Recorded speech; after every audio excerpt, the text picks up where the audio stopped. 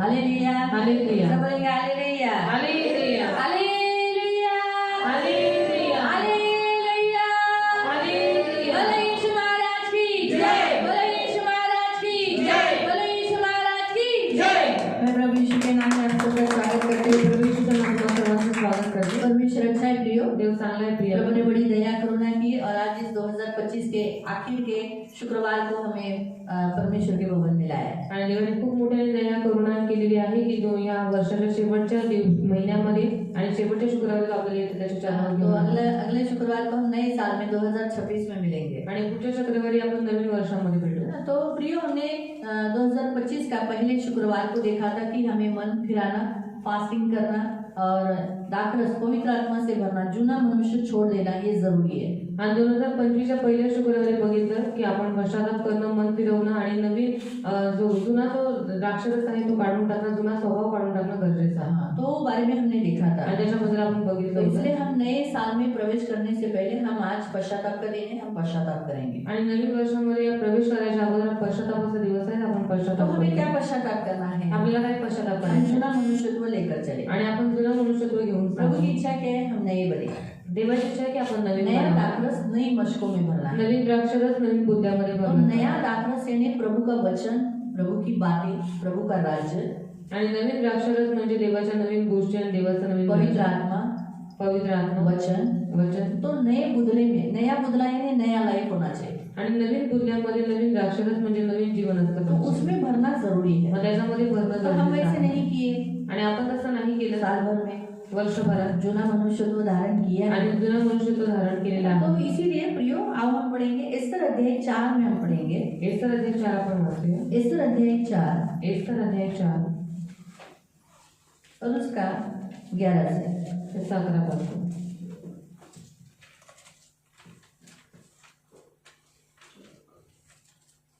एस्तर अध्याय 4 उसका 11 से। एस्तर अध्याय 4 ते 11। राजाचे सर्व सेवक व राजाच्या सर्व परागण्यातील लोक जाणून आहे की कोणी पुरुष अगर स्त्री बोलल्या वाचून आतल्या चौकात राजाकडे गेले तर त्याला अथवा तिला प्राणदंड करावा असा सक्त हुकूम आहे। मात्र राजा आपला सोन्याचा राजदंड ज्याच्या पुढे करील त्याचाच बचाव होणार। मला तर आज 30 दिवस राजाकडून बोलावणे आले नाही। एस्तरचे हे म्हणणे मर्दकयास कळवण्यात आले तेव्हा त्याने त्याच्या हस्ते एस्तरला सांगून पाठवले की तू राजमंदिरात आहेस म्हणून तू यहुदी लोकांतून वाचून राष्ट्राचे तुझ्या मनात वाटून देऊ नकोस। तू या प्रसंगी गप्प राहिलीस तरी दुसऱ्या कुठूनही यहुद्यांची सुटका व उद्धार होईलच, पण मग तुझा व तुझ्या बापाच्या घराण्याचा नाश होईल। तुला या असल्याच प्रसंगासाठी राजपद प्राप्त झाले नसेल कशावरून? मग एस्तरने मर्दकयास उलट निरोप पाठवला की जा शुशान येथील सर्व यहुदी जमवा, माझ्याकरता उपवास करा, 3 दिवस व 3 रात्री अन्नदूत सेवू नका। मीही आपल्या दासींसह तसाच उपवास करेन। असल्या स्थितीत नियमाविरुद्ध मी आज राजाकडे जाईन, मग मी मेले तर मेले। मर्दकयाने जाऊन एस्तरच्या आज्ञेप्रमाणे सर्व काही केले। हम यहाँ देखते हैं कि इस्राएली लोग बेबीलोन देश में गुलाम होकर गए हैं। आणि इस्रायली लोक बॅबिलोन देशामध्ये गुलाम होऊन गेलेले आहेत। उसका कारण क्या है? त्याचं कारण काय? उन्होंने परमेश्वर को बहुत दुखाया, त्याने देवाला खूप दुखवलं, परमेश्वर को भूल गए देवाला ते विसरले और इसी कारण से ये विपत्ति उनके ऊपर आई कि वो अपना देश छोड़कर उन्हें गुलाम के जैसा उस वहाँ बेबीलोन में रहना पड़ा। आणि म्हणून ही मोठी विपत्ती त्यांच्यावरती आली, म्हणून त्यांना गुलाम म्हणून बॅबिलोन देशामध्ये राहावं अब लागलं। वहाँ पर सिर्फ गुलाम नहीं, अब उनके ऊपर क्या है? मृत्युदंड की आज्ञा निकली है। आणि आता ते फक्त तिकडे गुलाम नाहीये, पण आता त्यांच्यावरती मृत्यूदंडाची अब आज्ञा वो सब आहे। मरने वाले हैं, आणि आता ते सगळे उन मरणार आहेत। सबको खत्म किया जाने वाला है। त्या सगळ्यांना संपवून टाकण्यात तो ये आली। भी विपत्ति क्यों आई? क्योंकि वो जहाँ रह रहे थे वहां पर भी वो क्या कर रहे थे?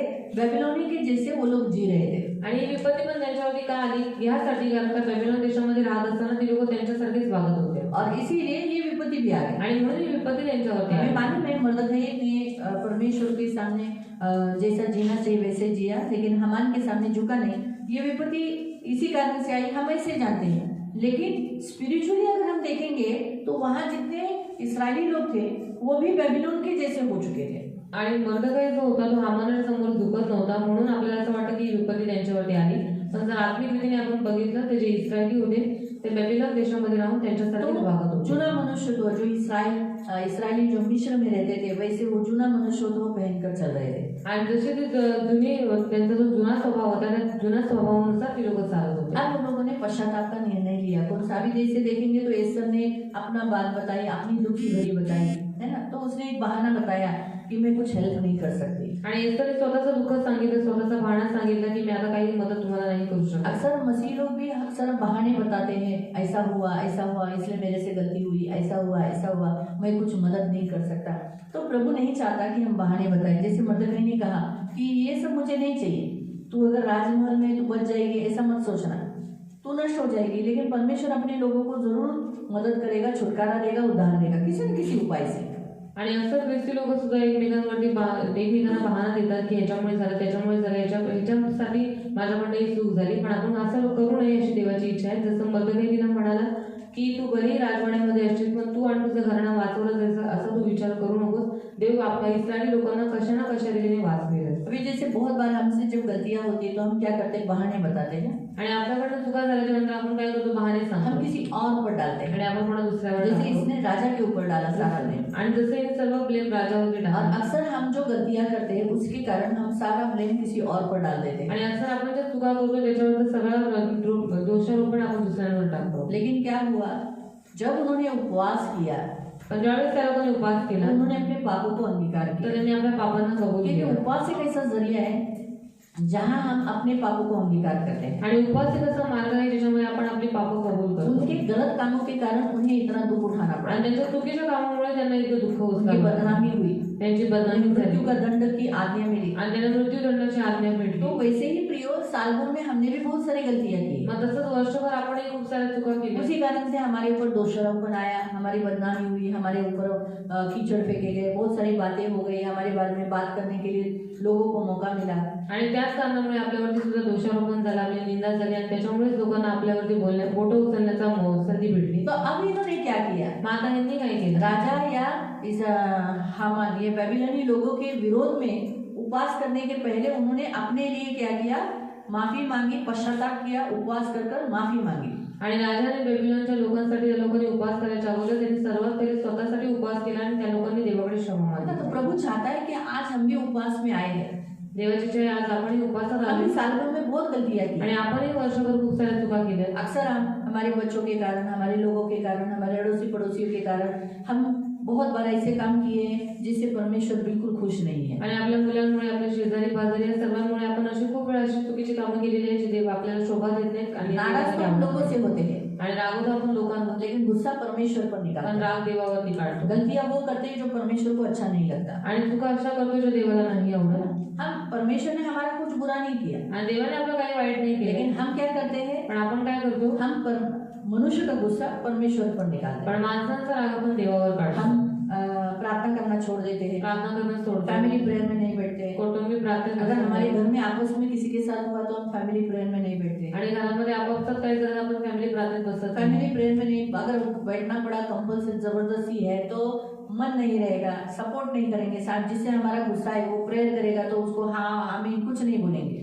आणि जर ते लोक फॅमिली प्रार्थनेला बसले तरी सुद्धा एकमेकांकडे सतत त्यांचं मन लागलेलं नसेल आणि एकमेकांच्या प्रार्थनेसाठी ते आम्ही नाही म्हणणार. क्यों, उन्हें वो अच्छा नहीं लग रहा है, क्योंकि गुस्सा किससे है, उस व्यक्ति से. कारण का त्यांना ते आवडत नाही आणि त्यांचा राग कोणावर आहे त्या व्यक्ती. लेकिन सोचते नहीं कि हम तो प्रार्थना प्रभु के साथ कर रहे हैं, संगति हम प्रभु के साथ कर रहे पण हैं. विचार करत आहे की आपण प्रार्थना देवाकडे करतोय, संगती देवासोबत करतोय. आपको समझ में आ रहा है. तुम्हाला समजतंय? बहुत बार लोग चर्च नहीं आते, खूप वेळा लोक चर्चमध्ये नाही, घर में झगड़े हुए चर्च में नहीं आते, घरामध्ये भांडण झाले की चर्च चर्चमध्ये में नाही, आपस में कुछ हो गया चर्च नहीं आते, चर्चमध्ये आपापसात काही झालं की चर्चमध्ये नाही येत, सेवा नहीं करते, सेवा नाही करत, एक दूसरे से बात नहीं करते, एकमेकांशी बोलत नाही, एक दूसरे को देखकर मुंह पलट देते हैं. आणि एकमेकांना बघून तोंड फिरवतात. तो ये क्यों होता है, मग हे का होतं, कि परमेश्वर ने किया क्या, देवाने केलं का, हम जुना मनुष्यत्व लेकर जाए. आणि आपण जुना स्वभाव घेऊन चालतोय. चर्च आते हैं, चर्च अभी में बहुत से लोग व्यसन में गुलाम है, आणि आजही खूप सारे लोक व्यसनाच्या गुलामगिरी और अगर करतात. उन्हें बोला तो उन्हें गुस्सा भी आता है. आणि जर त्यांना बोललं तर त्यांना राग पण येतो. कल ही मैंने एक भाई को बोला असं करू नका, तो बोला काय दीदी जाओ बघा तेव्हा तुम तेच बोलता.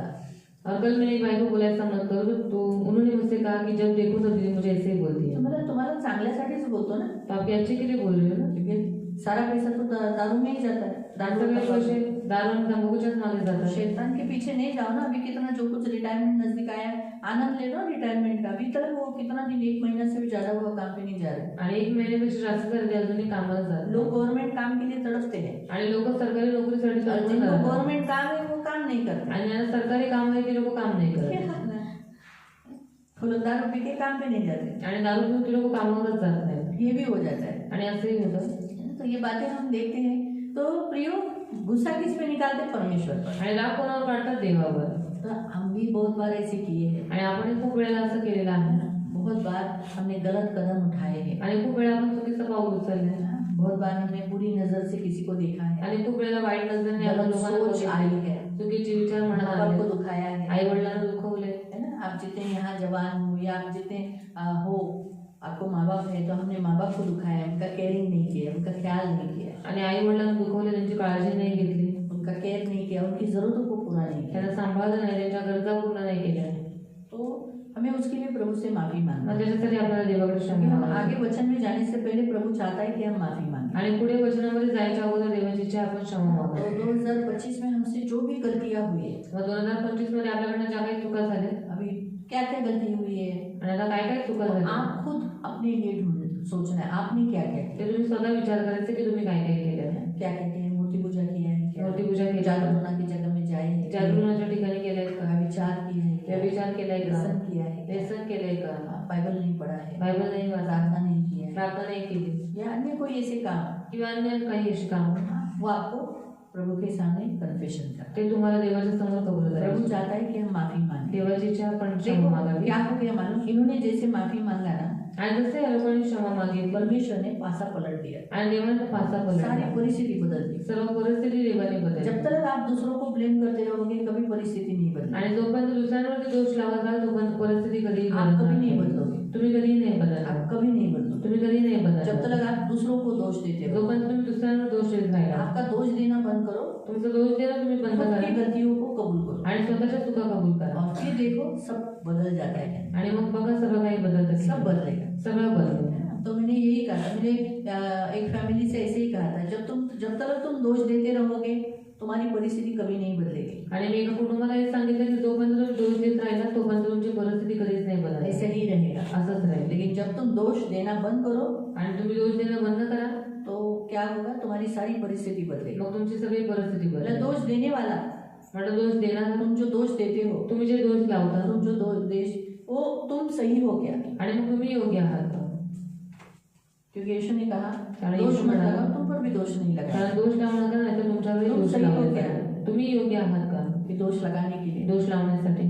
यीशु ने कहा जिसने पाप नहीं किया वो पहला पत्थर मारे। येशू म्हणाला ज्यांनी पाप नाही केलं त्यांनी पहिला दगड मारावा. इसलिए पत्थर मारना छोड़ दो म्हणून दगड मारणं सोडा और समेट कर लो, आणि समेट करा. हो सके तो सबसे मेल मिलाप रहो। आणि होईल तिथे एकमेकांशी समेट करून राहा. तो ये मतलब बहुत बार कभी कभी लोगों को समझाना पड़ता है, जुनों को भी समझाना पड़ता है। आणि खूप वेळेला कधी कधी लोकांना जे जुने पण आहेत त्यांनाही समजावं लागतं. तो इसीलिए प्रियो प्रभु आज हमसे यही चाहता है कि हम क्या करें, हम प्रभु के सामने पश्चाताप करें, क्योंकि प्रभु चाहता है कि हम हमारी गलतियों के लिए माफी मांगे। हम किसी को और को पकड़कर इसने ऐसा किया इसलिए मैंने ऐसा किया, नहीं, आपके अंदर वो इच्छा थी इसलिए आपने किया। आणि देवाची इच्छा आहे की आपण आपल्या पापांसाठी देवाकडे क्षमा मागावी. ह्यानी असं केलं म्हणून मी हे पाप केलं असं नाही, पण देवाची इच्छा आहे तुमच्या चुका तुम्ही कबूल कराव्या. तो धोखा देने दिया है, धोका दिलेला आहे. याकूब ने भी अपने बाप को धोखा दिया, याकोबाने सुद्धा आपल्या बापाला धोका दिला. दिला. क्या हुआ उसको? काय झालं त्याला? हाँ? उसको धोखा मिला, लेकिन धोखा के साथ उसे कितना भुगताना पड़ा। उसे उसका पेमेंट गया, उसको बिना सैलरी के काम करना पड़ा, दुख उठाना पड़ा, अपने देश से भागना पड़ा, भाई से भागना पड़ा। अपने देश लौट आने के बाद जिसको उसके भाई के सामने उसको 7 बार दंडवत करना पड़ा। उसके गले में 4 औरतें आ गई, एक औरत के बजाय 3 औरतें एक्स्ट्रा आ गई। घर में कलह झगड़े, वो चाहता था, ये नहीं चाहता था, वो नहीं चाहता था, लेकिन उसके गले में आप क्यों? क्योंकि उसके धोखा देने से। आप लोग क्या सोचते हैं, सामने वाले ने माफ किया, जैसे आइजैक ने क्षमा किया, आणि इसाकने क्षमा केलं. क्षमा किया ना, क्षमा केलं ना याकोबाला. लेकिन जो बोया वो तो मिला ना। म्हणजे काय पेरलं ते तर तो भेटलं. अक्सर ऐसा ही होता है, जब हम धोखा बोलते हैं हमें धोखा मिलता है, आणि असं असं होतं आपण धोका पेरल्याच्या नंतर धोकाच भेटतो. इसलिए अब बहुत कुछ गुना मिलता है। आणि खूप पटीने भेटतो. तो इसीलिए हम माफी मांगे, आणि प्रभु से म्हणून आपण- गिड़गिड़ाए, माफी मांगे और हमने जो गलत काम किया उसके लिए जो फल हमें मिलने वाला है वो कम किया जाए. आणि म्हणून देवाची इच्छा आहे की आपण त्याच्यावर जवळ क्षमा मागावी, म्हणजे काही प्रतिफळ जे काही फळ त्याचं भेटणार आहे ते आपल्याला कमी भेटणार. हमने जो गलती किया है आपण ज्या चुका केलेल्या आहेत उसका फल तो मिलेगा, त्याचं फळ तर भेटेल. लेकिन हम बारंबार उपवास में प्रभु के सामने गिड़गिड़ाने से वो थोड़ा क्या किया जाता है, कम किया जाता है. पण आपण वारंवार देवाकडे उपवासामध्ये ते कबूल केल्यामुळे ते जे फळ आहे त्याचं फळ थोडं कमी भेटेल. यानी जो हमें शिक्षा मिलने वाली है, हमने जो किया है, आणि जी शिक्षा भेटणार आहे हाँ, वो शिक्षा कम की जाती ती है. शिक्षा कमी केली जाते. लेकिन शिक्षा होती है, पण शिक्षा होते, शिक्षा जरूर होती है, शिक्षा नक्की होते, लेकिन थोड़ी कम की जाती है. थोडी कमी भेटते. क्यों? क्योंकि हमने कबूल करने के कारण. का? कारण आपण पाप कबूल केल्यामुळे.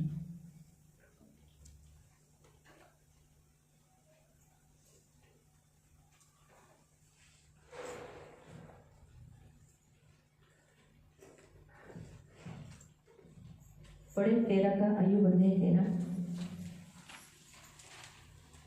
अय्यूब अध्याय 13 इयोब अध्याय 13 और उसका 23 से पढ़ो. तसं 23. अय्यूब, जॉब चैप्टर 13 इयोब अध्याय 13 और उसका 23 से 23 पासून. माझी अधर्म कृत्ये व माझी पातकी किती आहेत, माझा अपराध व माझे पाप मला दाखवून दे. क्या बोलता है अय्यूब कहता है कि मैंने कितने अधर्म के काम किए, मैंने कितने पाप किए, वो मुझे बता दे, मुझे दिखा दे. और सच बात है, हम क्या करते हैं, हमें दूसरों के पापे, दूसरों की गलतियां दिखती, खुद की नहीं दिखती.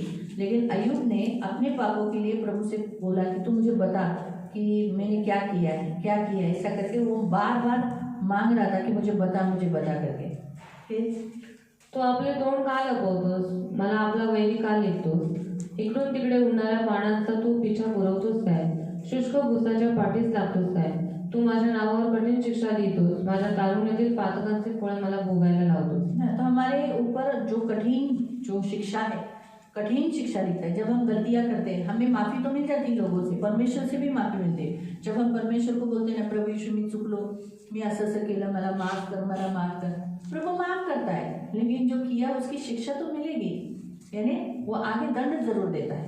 आणि ज्यावेळेस आपण देवाकडे क्षमा मागतो तर देव आपल्याला क्षमा करतो, पण ते जे काही काम केलेलं आहे त्याची शिक्षा आपल्याला पुढे जाऊन तुरंत मिळते. शिक्षा नहीं देता. लगेच शिक्षा नाही भेटत. जब और हमारे पाप बढ़ जाते हैं, पाप बढ़ जाते हैं, तब उस समय जब वो मारने लेता है तो गए पापों के भी शिक्षा वो साथ में मिला के दे देता है. पण ज्यावेळेस आपण अजूनही पाप पुढे करत राहिलो, मग गेल्या वेळेस पण जे काही चुका केलेल्या आहेत त्याचीही शिक्षा मिळून तो आपल्याला अजून शिक्षा देतो. और लिखा है, हम जो जवानी के दिनों में जो अधर्म का काम करते हैं, जवानी के दिनों में हम क्या क्या करते हैं, हमें ऐसा लगता है कि अरे मेरे जैसा कोई भी नहीं, मैं ही बहुत स्मार्ट हूँ, मैं ही बहुत अच्छा हूँ, मेरे जैसा कोई नहीं. और फिर माँ बाप को तुच्छ देखने लगते हैं. उनको क्या लगता है, अभी ये माँ बाप जिन्होंने हमें बढ़ाया, इनको क्या मालूम है, मुझे सब मालूम है. और फिर वो गलत काम करने लगते हैं. तो क्या लिखा है, उसका भी फल वो देता है. आणि त्याचंही फळ तो भोगायला लावतो. फिर तू माझे पाय खोड्यात घालतोस आणि माझ्या सगळ्या चाल चणुकीवर नजर ठेवतोस. है ना, मेरे पैरों को काट ठोकता है, यानी बहुत पैर दौड़ते हैं, उन्हें रोकना चालू कर देता है. पैर को एक जगह में बांध के एक जगह में स्थिर कर देता है. तू माझ्या पावलांभोवती रेषा मारतोस.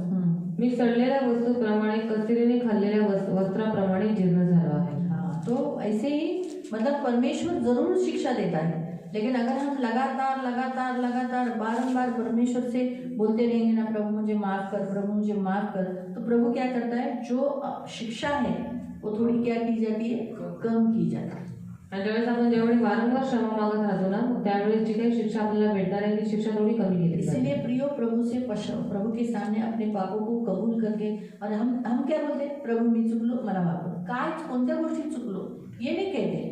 और कोणती बातों में हमने गलती की है आपण देवाला नाही सांगत. है ना, प्रभु क्या कहता है, जो हमने किया वो कन्फेशन सही रीति से करना. आणि जे काही आपण केलेलं आहे त्याचं कबुलीकरण योग्य रीतीने करा. प्रभु सिर्फ वैसा नहीं बोलता है कि सॉरी यार, नहीं, किस बात के लिए सॉरी वो भी तुम बोलो. आणि कोणत्या गोष्टीसाठी सॉरी बोलते हे सुद्धा सांगा. है ना, तो क्या होता है, फिर वो पाप हमसे, वो गलतियां बारंबार हमसे नहीं दोहराई जाती. माझ्या चुका ते पाप वारंवार आपल्याकडनं होत नाही. अगर हम लोगों को भी बहुत सारे लोगों को कहते हैं बाबा सॉरी बोलो, तो वो बहुत लोगों को सॉरी बोलने की इच्छा नहीं रहती। बच्चों को भी देखो, हम जब बोलते हैं बाबा तुम सॉरी बोलो, तो वो सिर्फ दिल से ऊपर से सॉरी बोलते हैं, लेकिन उनको ऐसा नहीं रहता कि मैंने जो किया वो गलत नहीं किया। अभी दीदी मारेगी, आंटी मारेगी, पास्टर आंटी मारेगी, चलो सॉरी बोल दो, लेकिन उनको ये मालूम नहीं रहता कि मैंने गलत किया है, मुझे माफी मांगना चाहिए। आणि खूप साऱ्या लोकांना क्षमा मागितल्याच्यानंतर ती लोक पूर्ण मनाने क्षमा नाही मागत, वरच्यावर क्षमा मागतात. का मागतात? कारण का त्यांना असं वाटतं की दिदी मारतील किंवा कोणीतरी काहीतरी बोलेल म्हणून वरच्यावर क्षमा मागतात. पण असं नाही त्यांना जाणीव हो की बाबा आम्ही काहीतरी चुकीचं काम केलं. जवान तो ये कहते हैं हम क्यों सॉरी बोले, मैंने तो कोई गलत काम किया ही नहीं।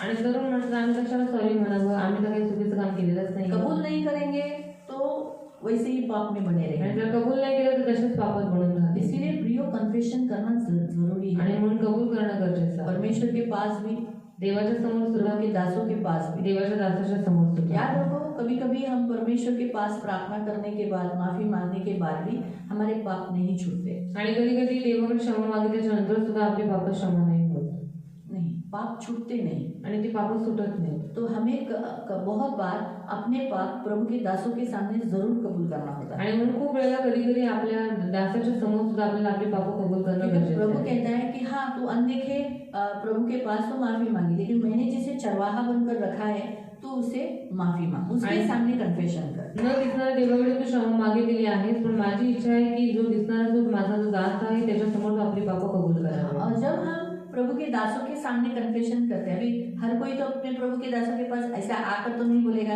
मैंने अश्लील वीडियो देखे, मैंने इसको बुरी नजर से देखा, मैंने मुंह से गाली दिया, मैंने ऐसा ऐसा काम किया, ऐसा बोलेगा क्या? आणि प्रत्येक तो वो व्यक्ती क्या सोचेगा, दीदी क्या सोचेगी, अरे बाबा दीदी किसी को बोल दी तो, अगर अपने पति को बोल दी, चर्च में किसी में या प्रीचिंग में बोल दी तो मेरा नाम खराब हो जाएगा।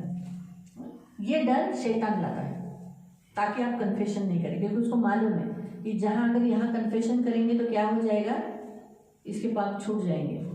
आणि त्या शैतानाला माहित आहे की जर त्यांनी इथं पाप कबूल केली तर त्याची पाप सगळी सुटून जाते. हाँ, इसीलिए वो क्या कहता है, किसी इंसान के सामने, किसी प्रभु के दास के सामने कबूल मत कर। आणि म्हणून तो म्हणतो की देवाच्या दासाच्या समोर कबूल करू नको. क्योंकि शैतान को मालूम है अगर कन्फेशन ये प्रभु के दास के सामने करेगा तो इसके बंधन टूट जाएंगे। कारण शैतानाला माहिती जर देवाच्या दासाच्या समोर यांनी कबुलीकरण केलं तर याची बंधनं तुटतील. तीसरा प्रभु ने कहा है एक दूसरे के सामने भी अपने पाप कबूल। आणि तिसरं प्रभू म्हणाले की एकमेकांच्या समोरही आपली पाप कबूल करा. जेम्स में पढ़ सकते हैं 5वें अध्याय में, याकोबाचं पत्र 5 मध्ये वाचू शकतो. उसमें लिखा है तुम्हारे पाप क्षमा किए जाएंगे और तुम चंगे हो जाओ। आणि त्याच्यात दिले तुमचे पाप क्षमा होतील आणि तुम्ही बरे व्हाल. तो हम एक दूसरे के पास भी पापों की माफी मांगनी है, आणि आपण एकमेकांजवळ सुद्धा आपल्या अपने पापांची क्षमा पाप भी मागायची. कबूल करना है। पाप कबूल करायचे. तो क्या होता है, सामने वाला उस बात के लिए प्रेयर करता है। मग काय होतं की समोरचा व्यक्ती त्या गोष्टीसाठी प्रार्थना फिर हम करतो. क्या सोचते हैं, शैतान हमारे मन में क्या सोच डालता है, अरे बापरे कसं काय ह्या व्यक्तीला सांगायचं की नहीं। कुछ लोग हैं जो उल फोड़ते हैं, उनको मत बता, लेकिन कुछ लोग कलीसिया में ऐसे भी हैं जो फेथफुल हैं, जो न्यूज़पेपर नहीं है। आणि काही लोक असे आहेत जे सगळ्यांना सांगत फिरतात, पण काही लोक असे पण आहेत ज्या गोष्टी गुप्त और ठेवतात. लोग क्या करते हैं, जो लोग न्यूज़पेपर है ना उन्हीं को बताते हैं। आणि लोक काय करतात, जे न्यूजपेपर आहे त्यांनाच आपल्या गोष्टी सांगतात. हाँ, और जो फेथफुल है उनके पास नहीं जाते। आणि जे विश्वसनीय त्यांच्याजवळ नाही जात. जो न्यूज़पेपर है, आणि जे न्यूजपेपर आहे, न्यूज़पेपर मालूम है ना, जो घर घर जाता है, जे घराघरात जातात घर घर जाकर न्यूज़ बताता है। आणि घरोघरी जाऊन न्यूज बातमी इसलिए सांगतात. ऐसे जिनके पेट में बात हजम नहीं होती उसको न्यूज़पेपर बोलते हैं। आणि ज्यांच्या पोटामध्ये गोष्टी पोहोचत नाही त्यांना न्यूजपेपर म्हटलं जातं. तो लोग उन्हीं को बताते हैं। आणि लोक जाऊन त्यांनाच सांगतात. मैं तो सोचती हूँ शायद वो इसलिए बताते हैं कि उनकी पब्लिसिटी हो जाए, आणि मी आता विचार करते की ती लोक यासाठी सांगतात कारण का त्यांची पब्लिसिटी और वाढते. फिर बाद में गुस्सा भी करते हैं, मी याला सांगितलं याने वसाला सांगितलं। आणि नंतर आघात पण करतात की हमने इसको बताया फिर इसने ये सब क्यों बताया. तो इसलिए बाइबल के अनुसार हमें परमेश्वर से, प्रभु के दासों से और मसीह लोगों से, मसीह हाँ, अविश्वासी वहाँ नहीं बताया, जो प्राचीन है, प्रभु ने जिनको चुना है, जो विश्वसनीय है, आप उनके सामने भी आप अपने पाप कबूल कर सकते हैं। तो उससे क्या होता है मालूम, हमारे जो बंधन है शैतान के वो टूट जाते हैं। आणि देवाच्या समोर, देवाच्या दासाच्या समोर आणि जे खरे विश्वसनीय ख्रिस्ती आहेत त्यांच्या समोर आपले पाप आपल्याला कबूल करायचे आहेत. मग कबूल केल्याच्या नंतर पापाची जी बंधन आहे ती डिली होऊन जातात. इसीलिए बहुत जरूरी है आणि म्हणून खूप गरजेचं आहे कन्फेशन, कबुलीकरण. आप जब तक आपको ऐसा लगता है मैंने कुछ गलत किया नहीं, तब आप ये पाप और बढ़ता जाता है। आणि जोपर्यंत तुम्हाला असं वाटत होतं की मी काहीच चूक नाही केलं तोपर्यंत हे पाप पाप वाढत जातं. है ना? अगर मैंने सोचो मेघा के विरोध में कुछ किया, मैं सिर्फ इतना ही बोलूँगी मेघा मला माफ कर, बस इतना है. लेकिन मैंने क्यों माफी मांगी? प्रभु मेघा मैंने ऐसा ऐसा किया था, ये हुआ, मैंने ये नहीं करना चाहिए था, ठीक है मुझे माफ कर. आणि मेघाताईच्या विरुद्ध समजा मी काही केलेलं असेल तर मला तिच्याकडे क्षमा मागायची आहे. मग का क्षमा मागितली, कोणत्या गोष्टीसाठी मागितली हे सुद्धा मला तिला सांगायचं आहे.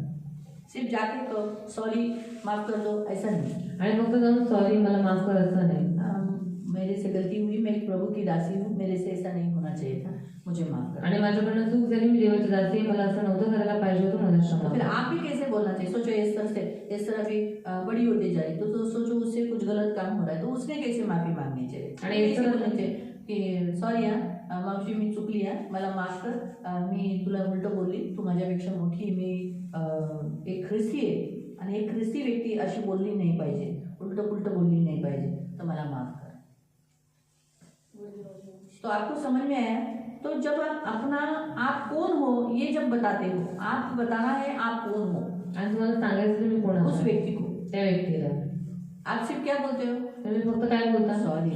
सॉरी. सोचो अगर ब्रैंडन भाई कुछ गलती की है तो वो अश्विनी से माफी मांगते समय ऐसे ही बोलना है, अश्विन मी तुझा नवरा आहे, ठीक आहे मी तुझा नवरा आहे, पण मी असं म्हणतो करायला पाहिजे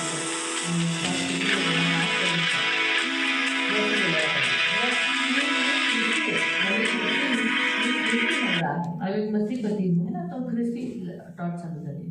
तर ख्रिस्ती नवरा आहे, तर मग ख्रिस्ती नवरा असल्यामुळे मी असं नाही केलं पाहिजे. काय चालू असेल? अभी मसीहपति होने के नाते मुझे ऐसा नहीं करना चाहिए. है ना. मी ख्रिस्ती तुझा पती आहे. और एक मसीह तेरा पति है. ख्रिस्ती पती कसा असतो? येशू. और एक मसीह पति कैसे होता है? यीशु मसीह. म्हणजे तुझ्या किती चुका आहेत, मतलब तेरी कितनी भी गलती है, मला ढापलं पाहिजे, तिथे बघितलं नाही पाहिजे, तुला ओरडलं नाही पाहिजे, और मुझे उसे डरना चाहिए, तुझे डांटना नहीं चाहिए. मग असं बोलून माफी मागायचं. और ऐसा बोलकर क्षमा मांगना है. आपण फक्त काय म्हणतो, सॉरी आशू मी तुला दुखवलं, बस एवढंच. पण नाही, आपण कोण आहोत हे पण विसरलो ना.